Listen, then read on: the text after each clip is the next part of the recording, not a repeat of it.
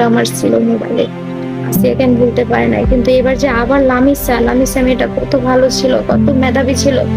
মেয়েটার চোখে একটা আলাদা একটা মায়া, মেয়েটার দেখলে কান্না চলে আসে।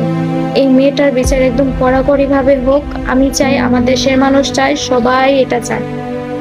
আশা করি বিচারটা যাতে হয়। লামিসার আগে লামিসার আগে এক প্রেগন্যান্ট মহিলা ধর্ষণ হলো, বিচার হলো না।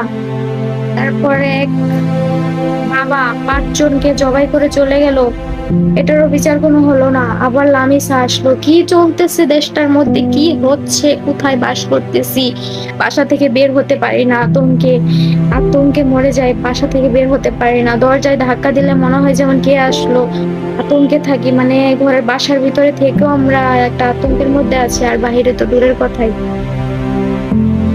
যাক, অনেক কথা বলে ফেললাম, লাস্ট এতটুকুই চাই, নেক্সট টাইম যাতে আর কেউ ধর্ষণ না হতে পারে, আর কোনো লামিসা ধর্ষণ না হতে পারে, আর কোনো মা বোন যাতে ধর্ষণ না হতে পারে। দেশের আইন, দেশের সবকিছু যাতে একদম কড়াকড়ি ভাবে করা হয়। আসসালামু আলাইকুম সবাইকে।